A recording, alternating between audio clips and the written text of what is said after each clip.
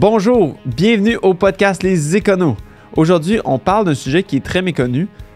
Souvent, quand j'apporte l'idée à mes clients qui se lancent en affaires, c'est un sujet qu'ils n'ont même pas pensé ou qui ne savaient même pas qu'il était une option et on parle des fins d'année fiscales des entreprises. Donc, sans plus tarder, on passe ça.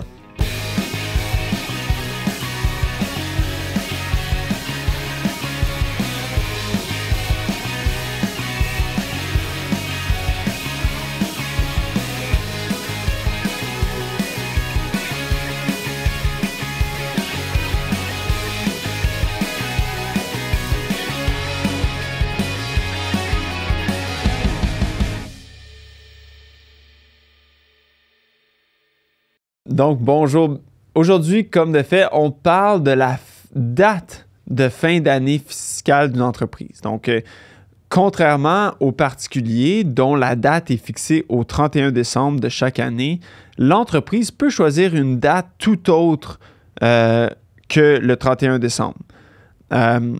Lorsqu'on s'incorpore, on doit choisir notre première date de fin d'année qui doit se situer à l'intérieur de 53 semaines de la date de constitution en société.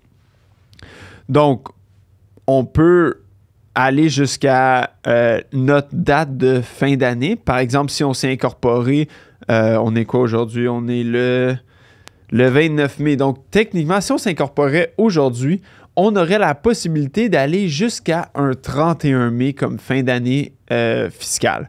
Pourquoi 31 mai puis pas 30 juin? On peut aller avec un 30 juin. Par contre, on ne pourra pas aller au 30 juin 2024. On est le 29 juin 2023, donc on a jusqu'à 53 semaines, donc 371 jours pour aller choisir notre fin d'année fiscale. Donc là, une fois qu'on a choisi ça, ça va devenir, par exemple, si on choisit le 31 mai ou peut-être le 30 avril aussi, ça va devenir notre fin d'année fiscale à tous les ans. Il y a possibilité de changer la fin d'année fiscale, par contre, on doit en faire la demande et on doit expliquer nos raisons de le faire. On ne peut pas changer de fin d'année fiscale sans bonne raison. Donc, on choisit quand même, on essaie de choisir une fin d'année fiscale qui est optimale là, pour notre situation. Puis quand on dit optimal, mais là, qu'est-ce que tu veux dire, Christophe? Est-ce qu'il y a une fin d'année qui est meilleure qu'une autre? Pas nécessairement. Il y a plusieurs facteurs qu'on peut regarder. Le premier choix qui nous vient en tête, c'est souvent d'aller avec le 31 décembre. Pourquoi le 31 décembre? Bien, parce que c'est facile. C'est en même temps que la fin d'année financière personnelle. C'est la fin d'année calendrier également. Donc, ça simplifie beaucoup les choses. Ça peut être une bonne option si on est quelqu'un qui n'est pas nécessairement très bon en administration, qui toutes les dates, c'est mélangeant. Donc, le 31 décembre, c'est facile, c'est simple, on ne peut pas l'oublier. Donc, à ce moment-là, ça peut être une bonne option pour ça. Pourquoi ce ne serait pas une bonne option? C'est que le 31 décembre, c'est la date la plus populaire par sa simplicité, par le fait que c'est la même année que le personnel, ce qui fait que tous les intervenants financiers, que ce soit votre comptable, vos avocats, que ce soit les planificateurs financiers, les banquiers, les assurances, les courtiers, tout le monde est dans le jus au moment que c'est le temps de faire votre déclaration d'impôt. Donc, au mois de janvier, février, mars, avril, mai, juin, parce qu'on a 6 mois pour transmettre notre déclaration d'impôt, mais on a 60 jours au Québec pour payer l'impôt, 90 au fédéral. Donc, c'est-à-dire que si on a un 31 décembre, on doit payer nos impôts à la fin février si on en a à payer ou au 31 mars si on en a à payer au fédéral. Ça peut devenir assez problématique parce que le 28 février, c'est aussi la date où tout le monde doit produire les T4, les T5. Tout le monde est dans leur propre fin d'année personnelle, les REER, tout ça. Fait que tout le monde est dans le jus. Ça ne veut pas dire que vous n'aurez pas un bon service, mais ça veut dire que peut-être que ça va être plus difficile d'avoir un rendez-vous pour parler avec ces intervenants-là. Puis souvent, quand on a notre fin d'année, il y a plusieurs intervenants à rassembler, à les rencontrer. Donc, pour ça, moi, je trouve que le 31 décembre, on se donne beaucoup de troubles là, à aller programmer, céduler toute notre fin d'année puis d'aller chercher de la disponibilité chez nos professionnels. Donc, pour cette raison, moi, je trouve le 31 décembre, c'est pas la meilleure option. Un autre point qu'on peut aller ici, c'est, encore une fois, si on reprend notre exemple du 29 mai, on peut aller avec un 31 mai. Ça, c'est ce qui nous donne une année complète. C'est une autre stratégie qu'on peut dire, de dire, écoute, moi, ça ne m'intéresse pas d'avoir une petite première année et je veux avoir le moins d'années financières possible. Donc, je veux rentabiliser ma première année parce que veux pas, il faut faire un état financier, il faut faire une déclaration d'impôt. Si on choisit un 31 mai 2023, donc une année financière de 3 jours, ou 2 jours, là, dépendant comment on le voit, mais ça veut dire qu'on perd notre temps un petit peu. Là. On va faire un exercice financier pour absolument rien. Il va y avoir des frais associés à ça. Même chose si on choisit un 30 juin, un 31 juillet. Donc, ça peut valoir la peine de dire, écoute, moi, je vais aller jusqu'à un 31 mai 2024. Je maximise au max ma première année. C'est souvent l'année où est-ce qu'on a le plus de déboursés puis le moins d'entrée d'argent. Donc, on essaie de maximiser ça. Ça, c'est une deuxième stratégie. Personnellement, je trouve que c'est un peu pensé à court terme parce que notre fin d'année, c'est quelque chose qui va nous suivre pour le restant de nos jours. À moins qu'on fasse un changement encore, mais c'est quelque chose qui va rester avec nous longtemps. Donc, c'est pour ça que moi, je dis, écoute, c'est peut-être penser à court terme. Si oui, il faut qu'on paye un peu plus parce qu'on a une année de 4-5 mois. C'est à y penser là, plus sérieusement, là, à savoir si peut-être on y va avec une fin d'année autre que celle qui maximise notre première année. Une autre option, c'est d'y aller peut-être avec une année financière qui match avec peut-être une autre société qu'on a. Donc, par exemple, moi, j'ai déjà une société qui est au 30 juin, puis là, je viens de m'incorporer une société de gestion, mais peut-être que je veux avoir un 30 juin pour ma deuxième société pour que je fasse tout en même temps. Donc ça peut être une solution aussi de dire, je ne veux pas être pris dans des fins d'année financières toute l'année, donc moi, je vais les mettre en même temps pour vraiment tout faire en même temps. Fait que ça, c'est une autre possibilité qui est, si vous avez déjà une autre société, essayez de les mettre en même temps. Il y a aussi le fait qu'on peut peut-être, justement, si on a une deuxième société, essayer de les décaler pour pouvoir peut-être déclarer un dividende dans une, puis qu'après ça, le dividende soit reçu dans l'autre, mais qu'il soit payé, si on a de l'impôt à payer sur un dividende, par exemple, si on a un remboursement au titre de dividende, qui va être payé 1 an plus tard. Donc, si par exemple, j'ai un 30 juin comme fin d'année financière pour ma société opérante, j'incorpore ma société de gestion puis je choisis une fin d'année au 31 mai. Lorsque je vais déclarer un dividende dans ma société opérante, qui est au 30 juin, je vais recevoir mon remboursement au titre de dividende. Par contre, je vais devoir attendre 11 mois avant de faire ma déclaration d'impôt de la société de gestion et à ce moment-là, je vais devoir payer l'impôt de la partie 4. Donc, on a un décalage du montant qu'on reçoit versus du montant qu'on paye. Ça peut être très, très, très avantageux. Par contre, ça peut jouer contre nous. C'est une épée à deux tranchants de dire que, écoute, si j'ai à payer, bien, le remboursement va juste se faire dans 11 mois. Donc, mais c'est une stratégie qui peut être intéressante, surtout si on a de l'impôt, du remboursement là, sur titre de dividende dans les sociétés, ça peut être très intéressant.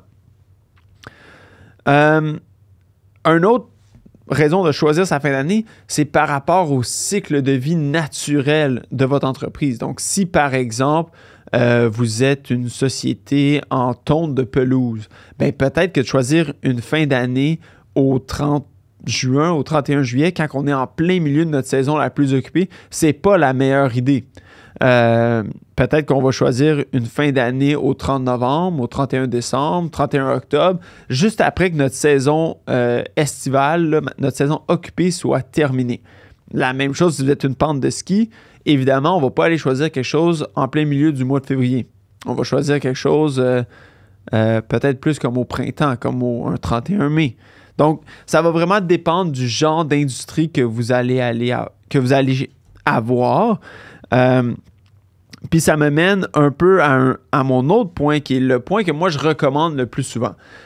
C'est sûr que moi, mes clients sont souvent en technologie, c'est souvent des trucs qui ne sont pas nécessairement concentrés, qui ne sont pas estivales. C'est des trucs qui sont étalés c'est des activités qui sont étalées sur l'année entière. Moi, ce que je recommande le plus souvent à mes clients, c'est du 31 juillet au 31 octobre. Même, j'irais dire, jusqu'au 30 septembre. Pourquoi ces dates-là? Il y a un truc qui est la différence entre le personnel puis la société qui nous permet lorsqu'on déclare un salaire, de le déduire immédiatement dans la société, mais seulement de s'imposer lorsqu'il est reçu personnellement. Donc, ça a de l'allure. Si quelqu'un, si votre patron, si vous travaillez pour quelqu'un, vous déclare un bonus, bien, vous n'allez pas payer d'impôt tant et aussi longtemps que vous n'avez pas reçu l'argent. On ne va pas s'imposer puis payer de l'impôt sur de l'argent qu'on n'a pas encore reçu. Donc, cette provision permet aux entreprises de déclarer un bonus à leur fin d'année, mais d'avoir 6 mois après la fin d'année pour le payer à leurs employés. Parce que souvent, l'année va se terminer, le temps qu'on fasse les livres, qu'on analyse notre performance, mais on va aller déclarer un bonus sur cette performance-là.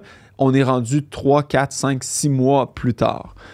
Donc, c'est pour ça qu'on nous permet de faire ça.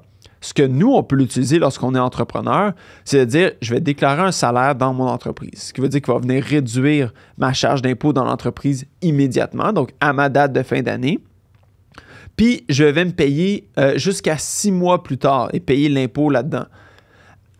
Ce que vous allez comprendre, c'est qu'avec un 31 juillet, on arrive jusqu'au 31 janvier. Donc, on peut contrôler quand est-ce qu'on va venir déclarer nos salaires puis quand est-ce qu'on va venir s'imposer personnellement. Soit qu'on retarde à 100% le paiement du boni pour l'année suivante, si on a une année déjà avec beaucoup de revenus personnels, ou on peut le séparer en deux également, de dire on va payer une partie au mois de novembre, décembre, puis une autre partie au mois de janvier. Ce qui veut dire qu'on vient séparer un peu notre revenu personnel sur 2 années. On se rappelle que personnellement, on est imposé selon des paliers d'imposition, donc plus notre revenu est élevé, plus notre taux d'imposition marginal va être élevé. Donc, on essaie de contrôler pour ne pas avoir du revenu dans les paliers les plus hauts. Donc, ça, c'est une des stratégies qui est possible de faire avec votre date de fin d'année financière, qui est vraiment le plus intéressant selon moi. Donc, 31 juillet, ça fonctionne. 31 août, ça fonctionne. 30 septembre, ça fonctionne. 31 octobre, ça fonctionne. Par contre, on arrive à un point où est-ce qu'on n'a plus beaucoup de temps après le 31 octobre pour venir planifier et effectuer notre année financière qui s'est terminée au mois d'octobre, puis déclarer un salaire dans l'année si c'est ce qu'on désire. Oui, on va pouvoir le faire après la fin d'année. Par contre, si on veut le diviser en deux, comme je l'ai mentionné, ou de le payer tout de suite, ça nous laisse peu de temps. L'autre truc, c'est qu'avec un 31 octobre, si on a de l'impôt à payer au Québec, c'est dû 2 mois plus tard. Ce qui nous arrive au 31 décembre, qui est pendant la période des fêtes de Noël. Donc, évidemment, moi, je dis tout le temps à mes clients, écoute, après le 15 décembre, tout le monde est un petit peu parti déjà émotionnellement. Donc, il n'y a pas grand-chose qui se fait. Donc, si vous avez beaucoup des trucs à faire dernière minute, pendant les fêtes de Noël, ça peut être un mauvais moment là, parce qu'on a seulement 1 mois pour terminer la comptabilité. Donc, au 31 octobre, d'habitude, ça prend à peu près 1 mois terminer la comptabilité jusqu'au 30 novembre. Après ça, on a un 15 jours pour faire nos états financiers, déclarer le salaire, payer le salaire. C'est très, très court comme laps de temps. Donc, c'est pour ça que moi, je dis vraiment, et 30 novembre, encore pire. Donc, c'est pour ça que moi, je dis tout le temps, juillet, août, septembre, c'est les dates là, pour pouvoir bénéficier de ça. Le bonus aussi d'avoir un 31 juillet, 31 août, 30 septembre, c'est que la plupart des activités financières sont au ralenti. L'été puis le début de l'automne, c'est souvent en comptabilité des moments morts dans les cabinets parce que on est tout le temps au décalage de dire, écoute, s'il y a des activités qui se font au mois d'août, bien, nous autres, on doit faire la comptabilité au mois de septembre. Évidemment, avec les vacances d'été, le mois d'août, c'est très tranquille. Donc, le mois de septembre, c'est très tranquille, puis ça prend un peu de temps aux gens avant de se revirer de bord puis de nous envoyer les trucs. Donc, c'est la même chose pour les fins d'année fiscales. Donc, 31 juillet, 31 août, 30 septembre, c'est souvent des moments où il y a beaucoup de disponibilité avec les intervenants financiers. L'autre truc, c'est que la plupart de mes clients aussi sont en vacances. Puis c'est un peu plate à dire, mais les vacances, pour un entrepreneur, c'est un bon moment de délaisser nos opérations puis de focusser un peu plus sur ce qui est administration. Donc, c'est un bon moment pour ramasser nos papiers, regarder nos affaires, prendre un peu de temps à l'extérieur de notre day-to-day, de nos opérations, puis de ce qui fait qu'on gagne de l'argent, puis notre valeur ajoutée. Donc, on vient se retirer pour faire de l'administration, faire la comptabilité, faire la fin d'année. Donc, moi, c'est ce que je recommande le plus du 31 juillet au 30 septembre, soit qu'on choisit un 31 août, un 30 septembre. Il y a peut-être d'autres points que j'oublie, mais moi, c'est ce que je choisis. On choisit tout le temps une fin de mois en passant. Là. Il existe certaines industries qui vont y aller à la semaine, comme par exemple les épiceries, qui va être, admettons, tout le temps, on va tout le temps terminer un dimanche, on va tout le temps terminer un jeudi. Il y a des lois là, qui permettent de le faire, mais on ne peut jamais dépasser 53 semaines.